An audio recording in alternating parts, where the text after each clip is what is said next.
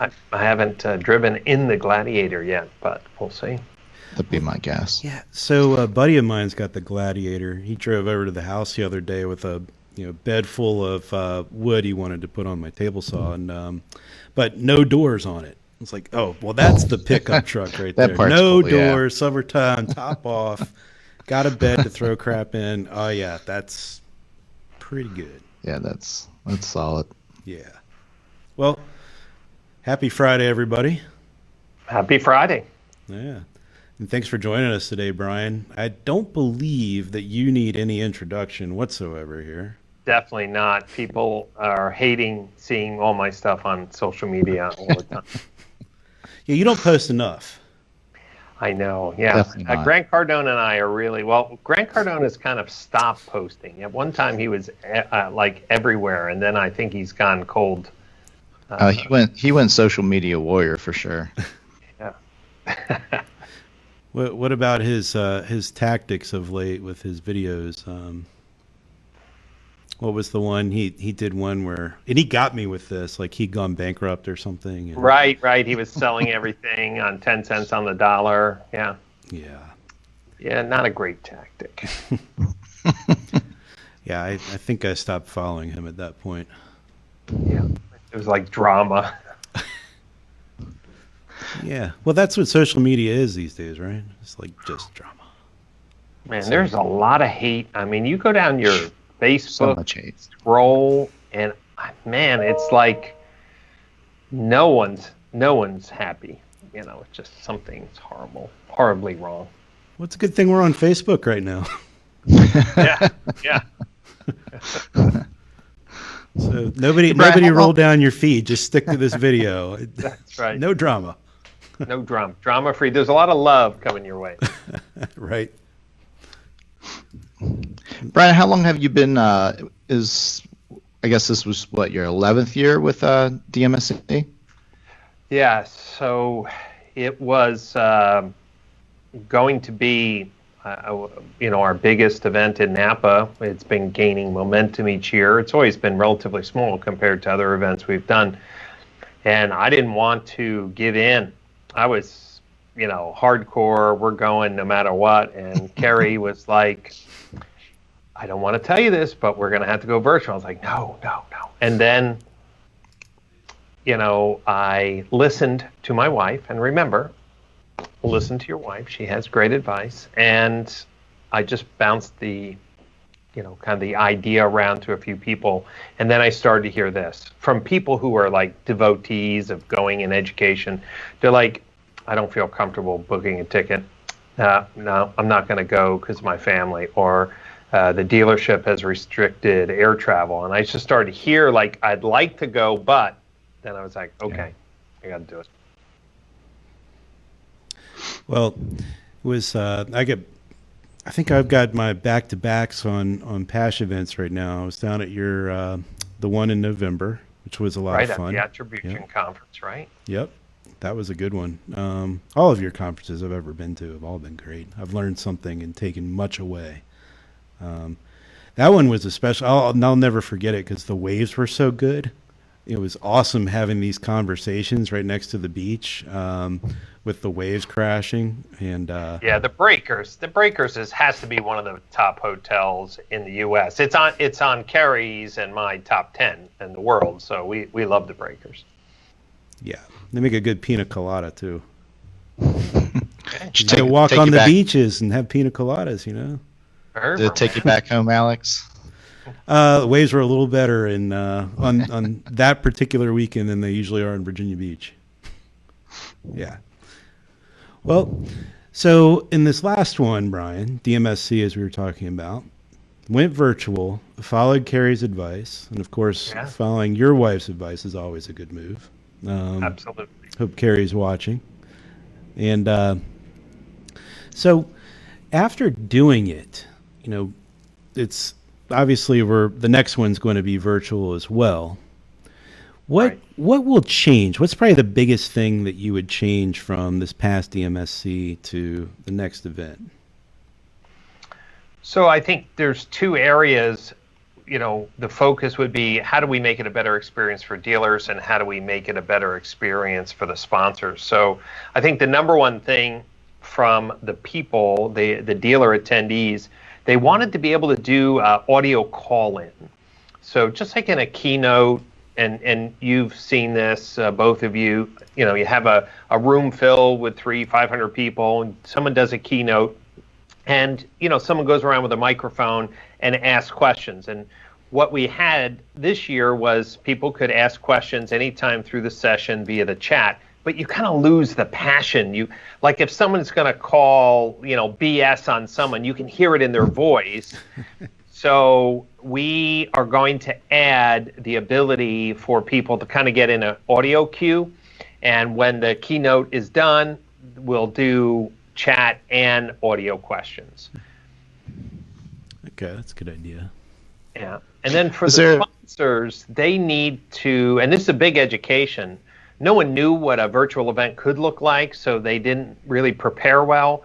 But I think that the vendor community, the sponsors, have to do a better job of preparing the creative for their presentation and a better job of generating excitement about their presentation, because you can't drag someone over to your booth on a virtual event.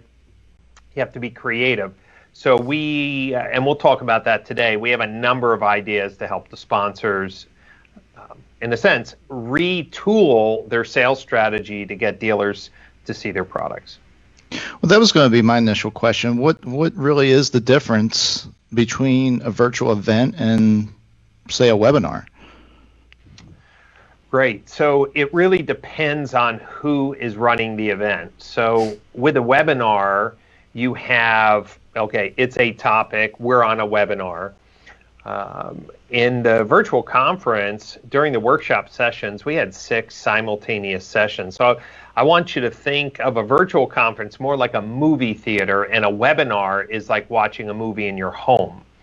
So a virtual conference allows us to broadcast content in each of the movie theater rooms, and somebody who comes to the conference can go, let me go over to room 4 and see a little of this, and let me go over to room 6 later and see a little of this.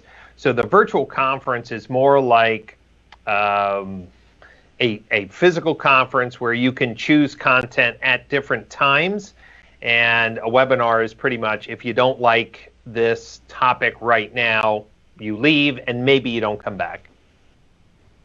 Okay. That's a good metaphor. Yeah. Plus, you don't, I guess, with that, you just click back and forth. You don't actually have to get up and walk out of the room and go over to the other session, right? Yes, yeah. The wearing sneakers because NADA is like a couple football fields, or just the Cox booth alone could be, 2 football fields. You can definitely move around more. And again, the difference between a webinar and a virtual conference in the platform that we use, at any time people could go into the exhibit hall and see demos of products or do live Zoom meetings with the exhibitors or sponsors. They could watch a previously completed session. So when a session finished, in about 5 minutes, then it was available at any time, and anybody now can still go back who has a ticket for 30 days. So there are more opportunities for someone who's going to give a certain chunk of their time for that day to learn, a lot more options on how they can learn and what topics they can pick. I like that. Yeah. What else was kind of cool, and my other company had a booth space at Dmsc, and didn't realize right away that you could have a Zoom session rolling on the booth page at any given time. Hopefully in the next one we'll be able to take better advantage of that and plan that one out. I thought that was pretty neat, though. I did see a few had theirs going, and you could basically have like your own sort of hosted event within the event. That's at right. Any time too, which was good for getting the live people that were in the event in the moment. So like with the virtual conference and the way you did it, everything was recorded and pre-recorded. So now you can still go to it today. In fact, I believe it's open till the 15th of August. That's right. So what we did, and this was just a little risky for our first event, so we had to make sure that if somebody took the time to sponsor or attend, that it was a wow. So we know, and you know this from Refresh Fridays, people's internet connections can whack out at any time. So if somebody did a keynote, we suggested that they pre-recorded half, like 30 minutes, and then the rest would be live Q&A. And most of the people did that. Some of the pre-records were a little longer, maybe 40 minutes. But what it allowed us to do then is make sure that each message, each presenter had the best case scenario to educate, which included clips from dealers and edited content. So we helped the people produce their own content if they needed help, and many did. Others did a great job on their own.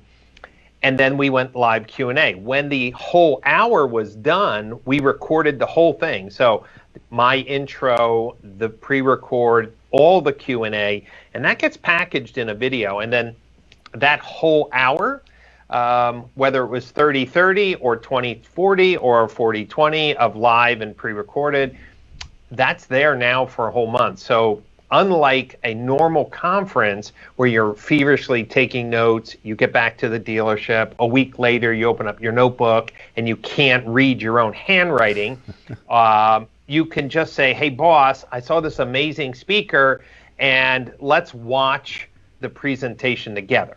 And that opens up, what we're seeing is people coming back in each day now, replaying or going back to things they missed, and that's not easily done, obviously in a live event. No. I mean, so many times, I would go to a conference without my boss, or definitely not with any of my employees. Usually just be me by myself representing Checkered Flag. And I would hear something, just like that, and I'd love to share it with Pete Lively, my boss at the time, and without getting that tone that the speaker had, usually I didn't sell it quite as well. So true, so true. And again, we're just still collecting data. But it wasn't uncommon. We got some comments that, Brian, thanks for doing it virtual because my boss doesn't let me go to conferences. And we dove into that a little bit more. And I'm not naming names because it's not like dealer shaming time, but one dealer said, look, I've had 2 or 3 people poached, so I don't mind education and I'll buy the ticket, but I'm not putting them in the room, with other people to poach. Other person just said, for our dealership, spending, 3 or 4 days out of the office and airfare and hotel just doesn't, I believe in education, but it got to be easier. So in the future for 2021, we plan to do live and live streams so that we can have that belly-to-belly experience and that camaraderie, which we love. And the people who can't travel for either business reasons or strategy reasons will be able to experience the best content, from the show as a virtual event. So belly, 6 feet in between. A belly. Well, I hopefully by next year we can just go belly. One of the logistics at the Breakers, we just announced that the November event will be virtual, and I asked some specific questions to the Breakers they had no answers for. I said, we have an exhibit hall and you have booths that are every 6 feet. It's not a huge trade show event like NADA or Digital Dealer. And I said, people come and crowd, the booths, they get demos, they get giveaways. What are we supposed to do in social distancing? Are you going to give me a ballroom that's 3 times the size and I have to spread out these booths? And they're like, well, we really don't have that space. I said, but all conferences have sponsors who have exhibits typically. Yeah, we don't know what to tell you. Okay. Everyone's trying to figure it out. Can you imagine an exhibit hall where you had a line to get in because they limited the number of people in the dealers will not wait. They'll just go to the bar and say, screw it, I'm not going to. That's what they would do. That's what I'm worried about for NADA. You mentioned giveaways. What exactly does a digital swag bag look like? Well, we tried to do some fun things. And listen, we are not afraid to share all our experiences with automotive industry folks that are trying to reinvent education. So we had an early bird premium ticket where we asked our sponsors to send swag to us, and we actually delivered a package, a nice custom box. It had a shirt and some swag. So that was cool. In there was, a glass from Synchro and some candy and, whatever, all the normal stuff, wine openers. So we tried to do that. And then we also did 2 virtual wine tastings to keep the Napa theme, which was fun. Jason Moore from Modus made a beautiful tasting box, custom box, with 4 bottles of wine and walked us through each wine. It was sponsored by Experian, and Amy did a great job of helping us with that. But honestly, I love tasting wine, and the virtual thing was cool. But nothing beats being in Napa Valley, with your friends, overlooking a vineyard. So we did the best we could in a pivot mode, but I'm hoping that we can do hybrid going forward. It almost sounds like a virtual. This is actually more work for the hoster, for who's hosting the event. It sounds like it's more work this way than what it would be face to face. Well, actually, there's a good question here from Rick Buffkin. I'm going to throw it up on the screen and say it out loud because I know you two can't read it. But Rick wanted to ask, did you have to have more staff or people on hand than you were initially expecting in order to bring it all together? Well, one of the things that I will tell you is that there's no playbook on how to do a virtual conference. And I will recognize that Paul Daly gave me some great advice about cameras early on before we even made this commitment. And so I brought in a professional videographer who is now been asked to do consulting for other conferences. That's how much demand this is. So we had to buy a lot of equipment. And here was the thing. We had to test different pieces of software. Not all software in a live stream allow you to push pre-recorded video properly. This was actually a differentiator on the platforms. Some platforms allow you to play a video, but it picks up the audio from your microphone in the computer, right? So it's like it will play and push, but of course there's all sorts of other reasons why you can't do that in a live stream conference when you have microphones and other things going on. So we had about 15 technical operators during the live stream show that were running the workshops. We had to run each workshop on a separate computer with a certain hardware configuration, with a certain software. We had to make sure we had a few hundred MBS up and down, for internet to have simultaneous 6-7 video sessions. So it was a lot of work. And Jeff, thanks for recognizing that. It was harder. We had DMSC and AAS down like a science. Soft space takes care of the booths. We have signage, and everything like clockwork. What we really had to become is video producers, technologists. We had to be coaches to the sponsors because we're always more ready to just do a workshop on the fly, meaning most presenters, whether they want to admit it or not, do their deck within 1 or 2 days of the show. If you're going to do a pre-record, you can't do that. So it was a lot of work, and I think we would give ourselves an 8 out of 10.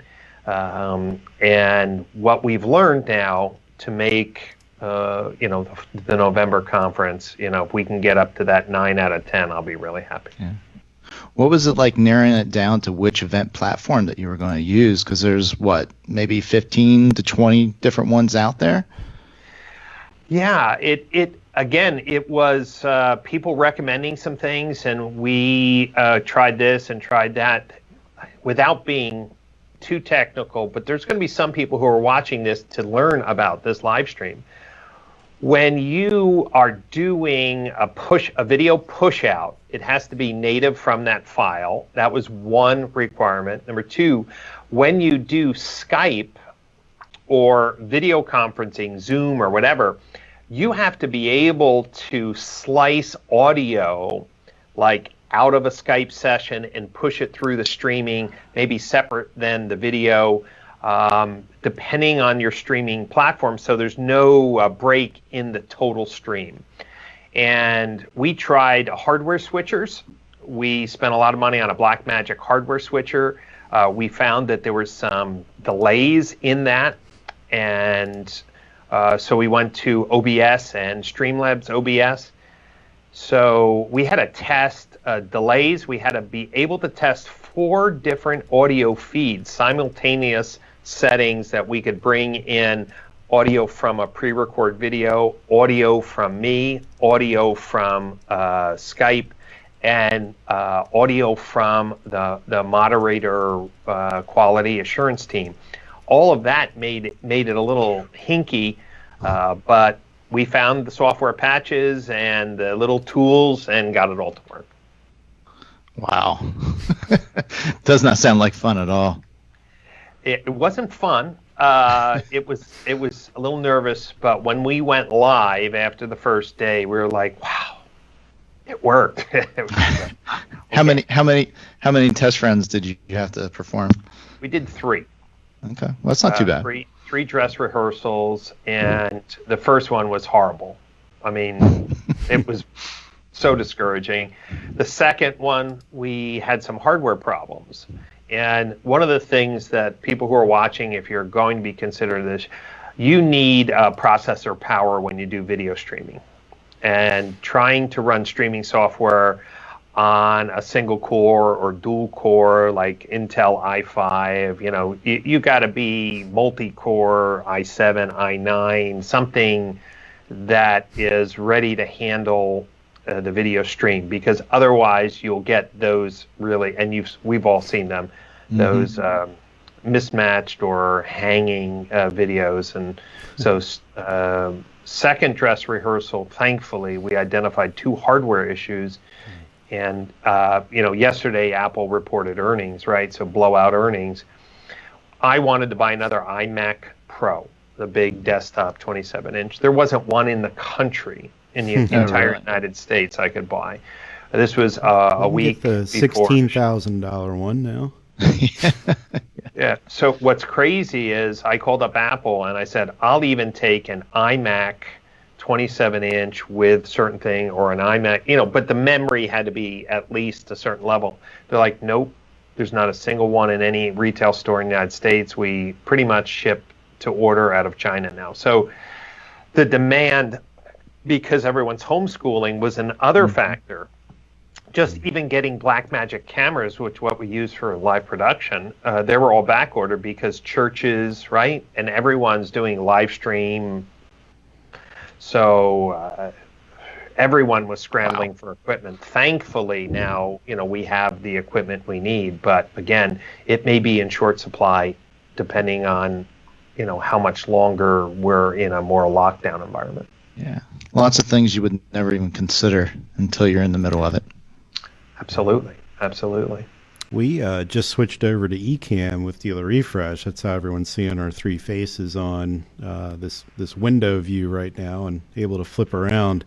And it's funny you mentioned that, because I had to get a new machine to make all this work.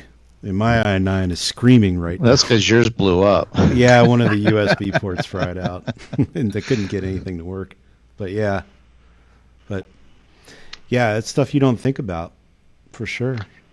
And during COVID, if you really needed something, a lot of the stuff wasn't just available. So the funny thing is the backup iMac came the day after the show.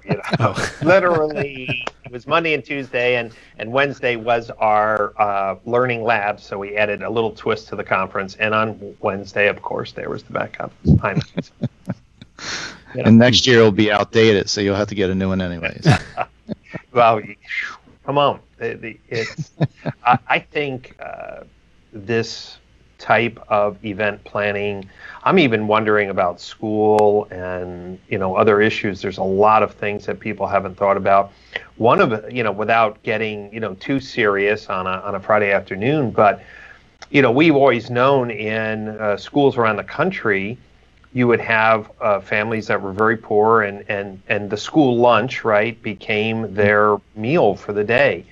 Well, with schools being closed, there are a lot of homes that don't have internet or computers. In fact, there's a new organization I got introduced to that I donated to called Street Code. So how about this, Jeff? Within a mile of Facebook, if you think of corporate headquarters, there's a region of that Silicon Valley with some lower income families. 9,000 homes of students have no computer or internet. So what do these kids do when they're sent home, right? And I think that the retooling of our computers, the retooling of our internet, all of these things are happening in real time. And I'm just concerned that education can still continue even for the poorest segments of our communities, because without internet, without a computer, what are they going to do? They can't go to school. No. Are there? No. Yeah, you're right. Does anyone know, and can you post in the comments if you do, any charities where maybe we could donate old computers to and things like that? Yeah, so Street Code definitely takes computers for sure. You could, it's called Street Code Academy. They're currently on a $2.5 million fundraising drive to get 2,500 homes in that area with computer and internet. And what's cool, they teach the kids also how to code. That's why they call it, Street Code. So they're teaching young kids, especially economically underprivileged or challenged families, to code, because we know that coders can make good money. I mean, out in California, good coders are $100,000 a year and up. So not only there's access, but there's that's kind of cool that someone's thinking enough to build skills to do generation skipping wealth. Mm-hmm. Learn to code. Come on. It changed my life. I mean, I coding really changed the whole direction of my life. So I'm a product of learning coding.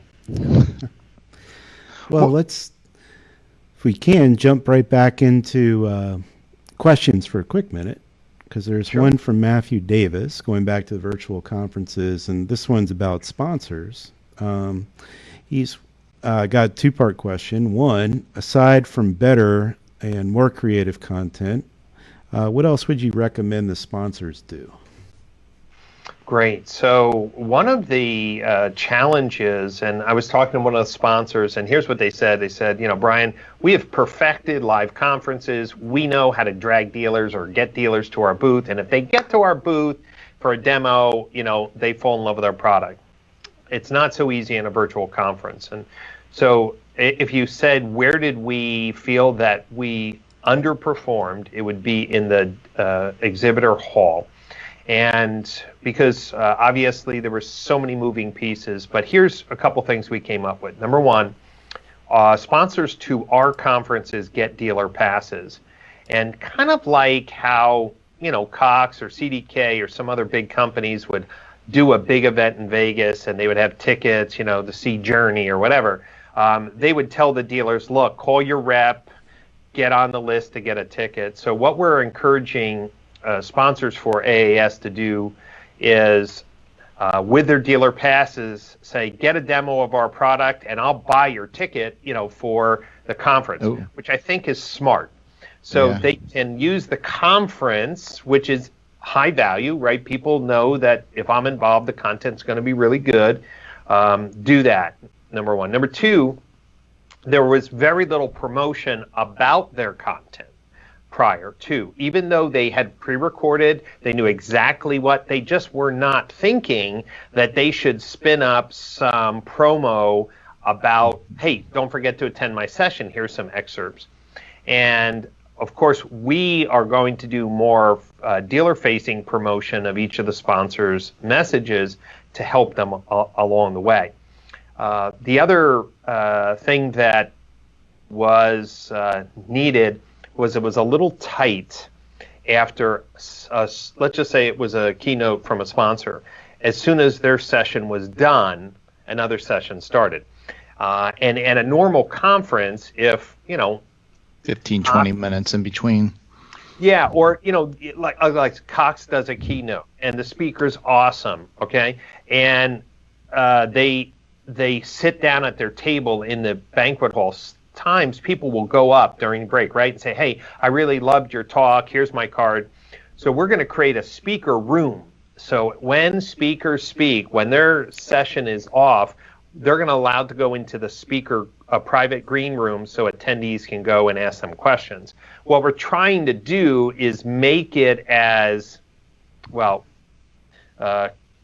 easy for people to connect with people who are providing great content. So the audio call-in, the private green rooms, promoting tickets in exchange for a demo. There's a whole list of things that we came up with to make it better, a better experience, a better return on investment for sponsors. Private green room sounds intimate. Yes, with a velvet couch and Bacardi. So the second part of, let me get back up to it, Matthew's question. I'll put it back on the screen here. And what was the feedback from the sponsors about their take from the show? So it varied, and just being completely, honest, I got an email yesterday. Someone said I've already written over $500,000 of annual, revenue. So if you did the math, that they sold over $40,000 of monthly recurring revenue. We had some people say right during the show, people signed up. We had some people that were actively doing little promos to get people to their booth. And I had a call with someone yesterday and said, Brian, we didn't get a lot of people to our virtual booth. The sponsors do get the list of attendees. A lot of conferences have stopped giving attendee lists, but we believe that it's the sponsor's opportunity to follow up. And they just said, look, yeah, we're following up. We didn't sign any clients at the event, but we are following up. But here's what they said. But we've always been structured that, you get people to your booth. So we're learning. And so, with a couple of new innovations in coaching for the sponsors with the green room, we're going to also do little promo reels between sessions for the sponsors. So we're going to get more face time, more promotional awareness. But at the end of the day, I think, as Alex, you mentioned, having an open Zoom meeting with someone there live and a reason, some promotional offer, all of these things can help get people to the booth. But at the end of the day, if you ask me who made the most business, the people who had the best quality, most hard-hitting video presentation. That makes sense. Yep. Give me some ideas, because I got to make one of those videos. So. Yeah, you know what? I think that video production, let me put it this way. We've all been to a number of conferences, and we have funny stories. I remember sitting, Alex, with you in a digital dealer event, and the speaker up there had the craziest deck, and we were like, did he just show that slide? Adult Fred fighter? Yeah. I'd never forget that day. But here's the point. Honestly, you can make up a lot for a crappy deck by personality. Okay? Sure. Yeah. But when you're in a virtual event, you really got to be crisp and precise, and you've got to be clear. And one of the things I would say is invest in some video production. If you're going to bring in dealers, get them to film better than a Skype. We had to reject a lot of presentations. Said, look, we'll send you a camera, refilm, because we just wasn't up to our standards. So for a speaker, I would say, don't be the only one talking. Bring in your customers, or your supporting contributors in a really professional way. Make the transitions awesome, like you would really want to show at a film school or something. And then just make sure you and your guests, if you have dealer partners, that they're in a great internet. I will tell you, we forced every speaker to do an internet test, and on the day of the conference, 2 dealers, they will go unnamed, were in the most horrible places. One person was on their phone. Come on, on your phone. Come on. Okay. So, here's, for everyone who's watching, if you're a sponsor, you can't limp into a virtual event. You can limp into a live thing and work the room and use your personality. When all of that, body language and energy and atmosphere and hearing people, when all of that's gone, you better be ready to communicate and be a wow. So it's there was a funny question somebody posted: are there any signs of virtual conference fatigue yet? Have we had enough of them yet? It's only been one. Yeah. I think about that all the time. It was one of the reasons why I hated going virtual, the concept of it. Because, one of the things about our events is that they're very personal. Obviously, Carrie and I are hands-on. I know how to moderate. I know how to call BS out on people. I'm not afraid to talk about things that no one else wants to talk about. And it's kind of fun being together with people. And people know that about me, and you either like that about me or you don't. But it seems like every single day there's another live stream, and every single day there's another webinar, and I think people are Zoom meetinged out.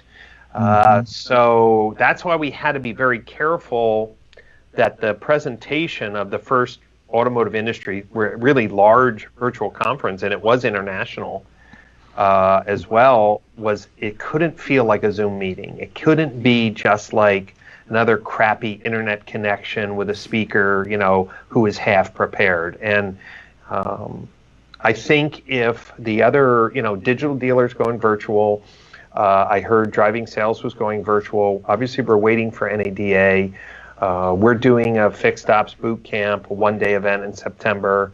And for us, it's just we have to improve the quality. This has to be a wow. Great content, takeaways, easy to learn, easy to listen to, easy to watch. These are some of the focal points that we have set as just the gold standard going forward. Well, I was going to ask, what are some additional ways that you were able to keep the attendees engaged other than what you just spoke of? Well, we tried something that was built into the platform, which was virtual networking. It was like speed dating. So if you go, we had dedicated times for virtual networking, and you just said, I'm ready. And it would literally, just like we're doing here, pop another person's video on and say, and the countdown clock was there. It was 3 minutes. And hey, who are you? I work at this dealership. Cool, and maybe you connected with somebody, and kind of like a speed dating cocktail hour. So we did the virtual networking, which was fun, and people seemed to enjoy that. What we experimented with was who could network with who, right? And that's kind of an interesting thing. I didn't want dealers to feel that they were beat up by, hungry vendors. So we have to kind of perfect networking to be maybe different times where it's only dealers. So, for example, on Wednesday, it was only dealers in my bonus workshop. So it was just me with 50 dealers teaching them analytics or Google My Business. That was cool. And vendors say, hey, I tried to get into that. No, those bonus sessions were just dealers. So we're trying to find ways in which dealers appreciate the conference format with sponsors and vendors trying to sell them things, and also times where they can just be with their peers and learn. So it's an ongoing learning, Jeff. But what we asked for in our platform was some gamification to actually get people to go to the booths. The platform didn't have it. They just finished it now. So in November, we'll have some gamification, and Alex was there last year. we had cars, you filled it out with stars. If you visited 10 booths, you could put it in, and we gave away 2 trips to Italy, all expense paid trips to Italy. So Very cool. we didn't have that ability. So with the gamification, we should be able to, again, drive more people to get to a sponsor's demo and then reward the attendees with some awesome prize. Well, that's awesome, especially a nice trip to Italy. Of course, that's where it would be with Brian. I mean, we got to show the crowd. Well, I know one of the fun things whenever you go into the conferences in person is everyone's, on social. They're sharing different things, whether it's Twitter or Instagram or something like that. Do these platforms, do they tie in any type of social media where maybe is there a certain hashtag or something that you're able to use, or are you able to display that within the platform? Just wondering if there's any, does it sync up at any point? Yeah, so there's internal to the conference, there's like a social media feed, so people are constantly commenting, but since it's a private event, right? Say linking out. Yeah. Really wasn't a feature that was there. I didn't think of it, Jeffrey, until you said that, but I didn't see many people taking a photo, for example, of them and their computer. You know what I mean? Selfies. Yeah, selfies with a computer. Obviously, a few folks did and said, "Hey, I'm watching Brian, virtual live stream." I think that is one of the things that are very much tied to a live event. So that wasn't a real big part. I did not see a lot of people posting, outside like, "Oh, I'm about to go into this event," or, didn't. Yeah, it'd be interesting if there's some ways to tie it together. Yeah, got to think about that, but thank you for that. Well, also, we talk about costs for a minute. So, dealers, obviously, the cost to attend conferences is right there on the screen. You've got the ticket price, then you've got the hotel stay, and you've got a flight in some cases if you can't drive there. But the biggest cost driver is probably on the vendors, especially for an event like an NADA, especially the time of year when it is, because a lot of times we, especially in the Northeast, get caught with bad flights. Got to fill up cars at the last minute and drive down to New Orleans, or get an entire staff of 50 people stuck there for a week, and have to get a private plane to get people out of there, just so you can get back and get your business going again. So like booths, for example, a giant booth like dealer.com that's hundreds of thousands of dollars. Flying out a huge staff can be, hundreds of thousands of dollars easy. Right. Hotels, huge. Then these conference halls, especially like Vegas, you have unions who are part of the conference center, and they have to be the ones who touch everything and put it together. That's right. And then, by about the third hour of the first day, you realize you didn't buy enough internet bandwidth. And that one's a wow. 1 day of internet bandwidth at some of these places is what a company would spend an entire year on. And the thing, Alex, that you brought up costs. A lot of the booths have a hanging, like, spinning thing, and the spinning thing, is like $1,000 to make, whatever. It's just a wire cage with some wrap. It's like $10,000 to hang it. And I'm like, what? Like $10,000 to hang it? Yeah. Gotta get the ladder out. Yeah, and you can't do it yourself. Alex, I was talking to Joe Gillespie just about, and we were just talking about this because, Digital Dealer has gone virtual. And I said, for a smaller event, obviously NADA is bigger, but, to have a soft space or a company to move like a 40 by 40 booth, which is very common, right? That can be $50,000, right? And then NADA may charge another, or digital dealer another 30, 40 grand for the booth, and then hotels. So a smaller company, like a website company, not Big Cox or something, could easily rack up 100 grand to have a booth. And then, of course, you have to make that pencil. What's interesting, though, we were, as an industry, sponsors, we're so used to saying, well, that's the only choice. They built a model to get people to go to this physical booth, and a lot of pressure. So as I mentioned earlier, it's significantly less expensive for people to sponsor a virtual conference, but they have to really retrain their thinking and redo their marketing to actually make the most of it. And I will tell you, I won't mention who, but one of our sponsors did a keynote, and I sent out a note and I said, how was the response to the keynote? And he was very honest. He said, much better than I ever anticipated. Thank you very much. And I think that when you're selling products that have a pretty decent margin, and you can get, dozens of dealers to sign up, that annual revenue adds up quickly, offset by very little, comparatively very little cost. So what we're trying to do is figure out that cost benefit. No one will sponsor a virtual conference if they don't get business from it. I know that.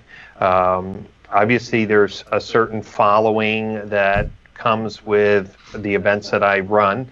But I think once we get through this year, the fact that we're going to do hybrid events, I think we're going to be able to quadruple or 10x the number of people who see the content, because the people who want to be there live will definitely be there. We're at the Breakers, we're in Napa. But the people who can't, that's going to be the benefit. And then everyone who comes home doesn't have to worry about notes. They can look at the recording. So I think we're on to something that, at least for our event model, I think we'll be delivering even more value for the sponsors. Yeah, that's an interesting one. I was running through some thoughts on NADA a little further, because we haven't really touched on whether we believe NADA is going to go virtual or not. But isn't one of the reasons why NADA is so early in the year is because of that ability to get a bunch of quick sales as a vendor. So if you're on an annual budget basis, and you can go right in and knock a couple months off the projections real fast and kind of get a head start on the year, there's some benefit to that. But anyway. Yeah, I never thought of it in terms of that. I always thought of it as, January typically is a low point in all hotel bookings. I know in New York City, the best deals pretty much you can get of the year happen to be right after New Year's in January. So I think availability is key. For hotel space. Glenn and I got accepted to speak this year at NADA, and in the speaker contract it says if we decide to go virtual, you're still expected to do XYZ and help participate to make the virtual event.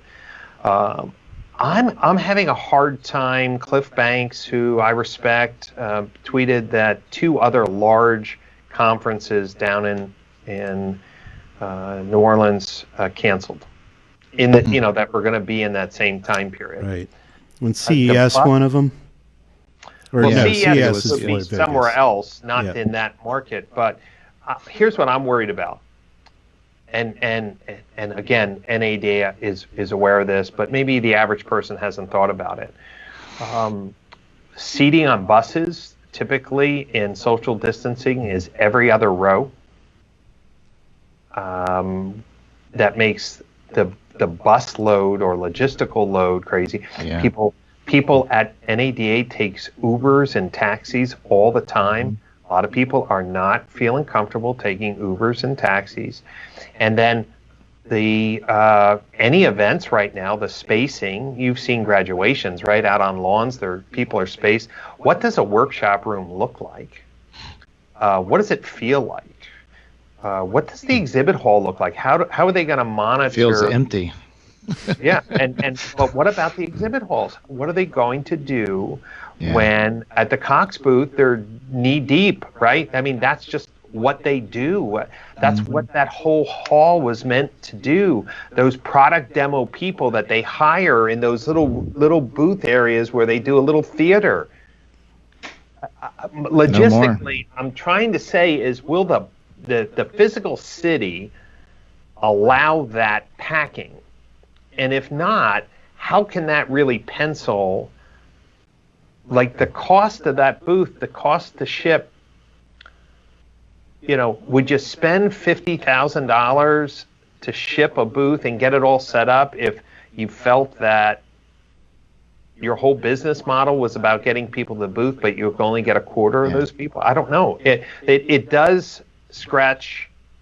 We were never an exhibit conference, but Digital Dealer is an exhibit conference, right? I mean, it's big on that. So we've always been more on educational with smaller tabletop, size booths, focused more on the people in education. So it's easier for us to pivot. It's maybe not so easy for NAD. Yeah, I don't see it happening. I really don't. Well, Arnold Tiarino was unless just something saying, different happens on November 4th, and all of a sudden people make decisions. COVID doesn't exist anymore. People are saying that, right? If Biden wins the election, no one will be talking about COVID anymore. I'm like, guess we'll find out. I don't see that. I'm not really sure. Who knows? Yeah. It's 2020. This has been a crazy year. I ordered a shirt. You think? That had a 1-star, had like the 5 stars, and it said 2020. 1-star review. Yeah. Hey, the year's still young. Might want to take that 1 star away. What happened to that reputation manager for 2020? Yeah, went on vacation. Hey, listen, it's been a great year. You don't grow unless you're challenged. You don't build muscle unless you tear them. So we tore a lot of the, kind of set it and forget it rules for running events and reinvented. It was exhausting. I'm super excited that we got so much positive feedback. I will tell you that we surveyed all the dealers, and the dealers' scores were extremely high, that this was fabulous. And I'd say on the sponsor side, we had some that loved it, some that thought it was good, and some thought that they didn't get the value yet. I expect that. That's the only thing we could control is educating and bringing great content. It was hard to imagine what a virtual exhibit space would look like.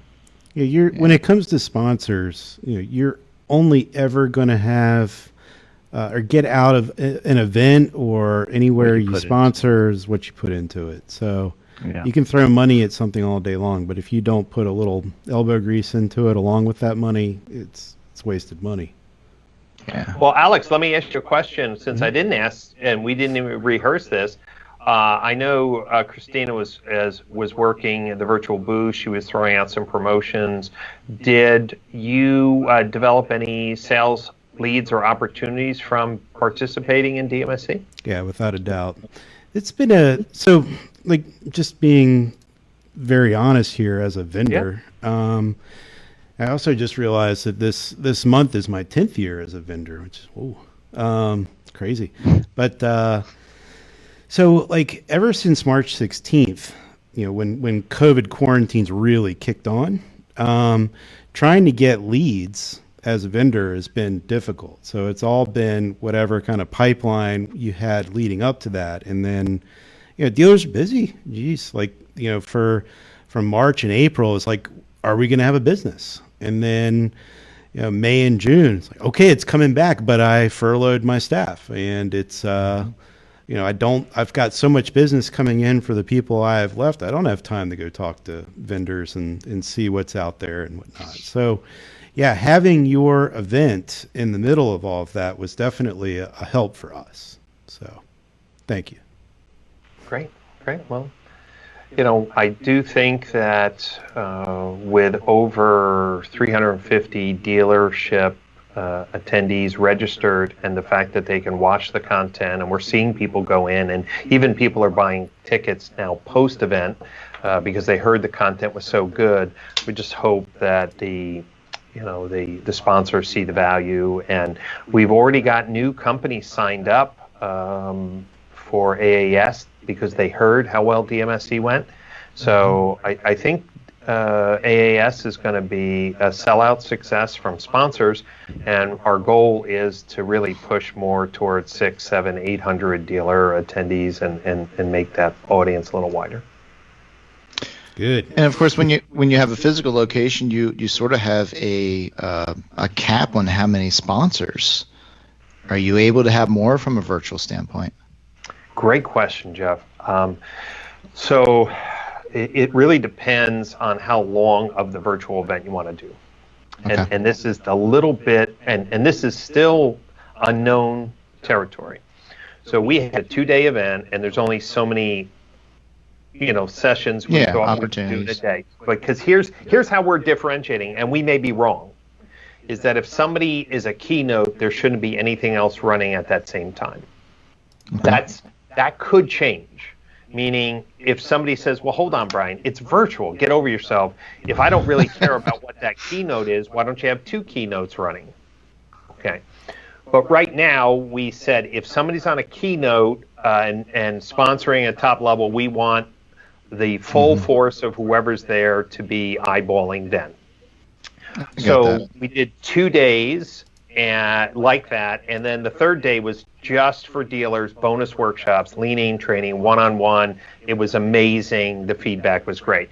We may, on that 3rd day, for sponsors who have trainable products, like our skills base, for example, think of when vAuto first came out, how do you use it best, right? We may offer some dealer training. Also, the concept of a dealer advisory board meeting as a result of inside of AAS is another thought, meaning why wouldn't, since we have the technology platform, why wouldn't we offer to run a dealer advisory board meeting for some of the sponsors? Because we have the tech to do it, they don't, right? So we may think of other ways in which we can help communities of product companies through the event, so maybe even help them host, because I don't think anybody's doing a live dealer advisory board, and if they're just doing it on Zoom meetings, they half suck. So yeah. So we're playing around with some ideas, Jeff, but right now we have this mental block that says 1 keynote at a time. Understood. By the way, little shout out to Ryan Montville. You might want to connect with him. He's throwing out some pretty damn good ideas for you. And not just because he's at the Checkered Flag Automotive Group, but but Ryan's always full of good ideas. Great. Yeah, Brian, send me your ideas to Brian at brianpasch.com. Please, pretty please. Copy them out. And then he's asking, are the current sessions going to be made available past the 30-day window? And I was thinking when he asked that, I was like, Ryan, you could bootleg it. Just hold your phone up, and maybe you could sell bootleg copies. I love that. So that's true. There's 2 lines of thought right now. And nothing's written in sand or in stone because the sands of technology are changing. We have a whole learning platform that dealers subscribe to, which I have all my training courses, and we're redoing that into an app so a dealer could just have online training on anything marketing or attribution or anything, the stuff that I focus on. And we're going to put kind of memorialize all the sessions into a course, into the Learning Center. So that's going to be there. Will we allow the ticket holders to go after that date? There's just some cost associated with keeping the content up. We're gonna make that decision based on utilization. If we see a good number of people coming in August, we'll extend it because we just want to give exceptional value to dealers and, of course, the sponsors.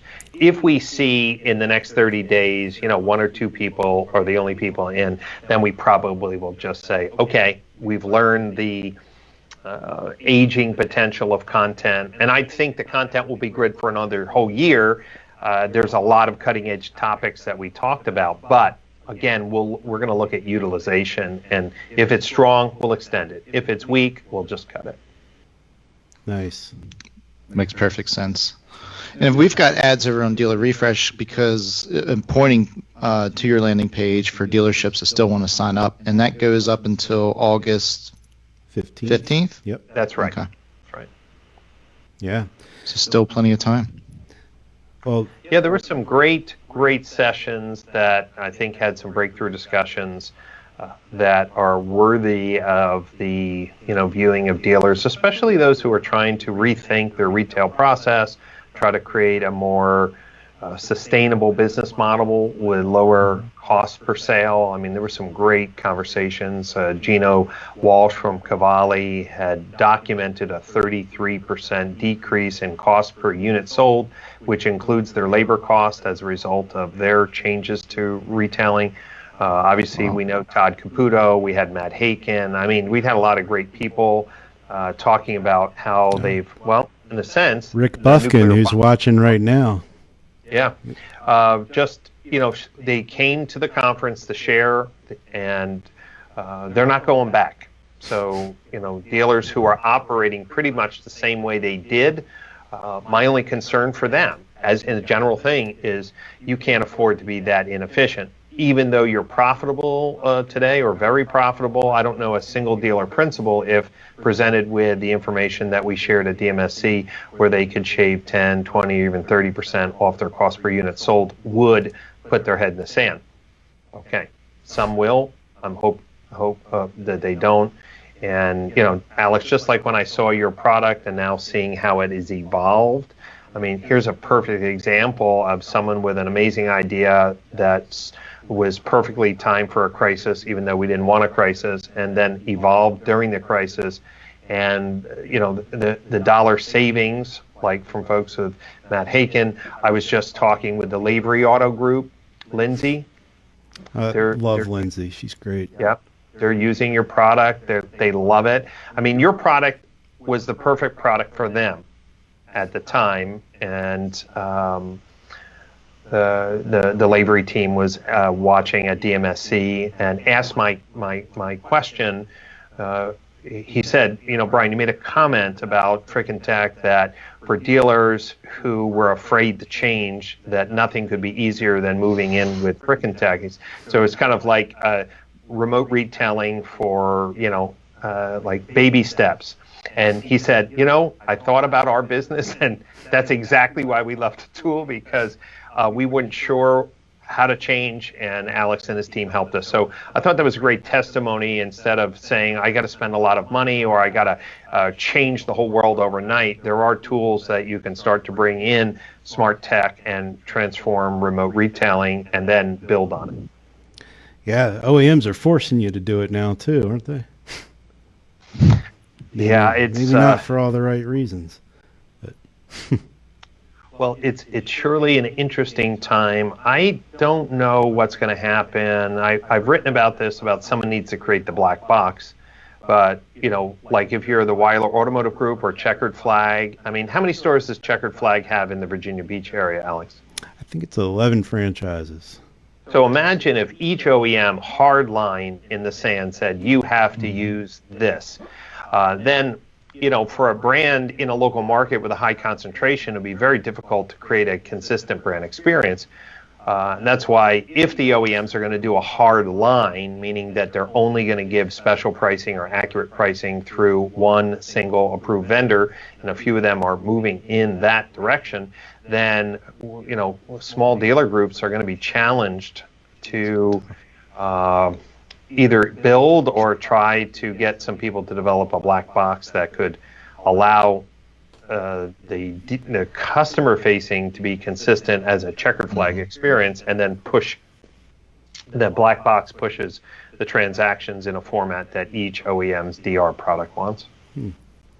There is a project going on. I'll talk about that, or I'll tell you about that offline. Anyway, Brian, I appreciate your time and everybody's. We've gone past 2:00, and typically when you get on with Brian, we can do that. Yeah, it's always a pleasure, Brian. Yeah. Well, thank you guys for the opportunity to share. And I just want to say, we don't feel we compete with people in the industry. There's a lot of money and opportunities to go around.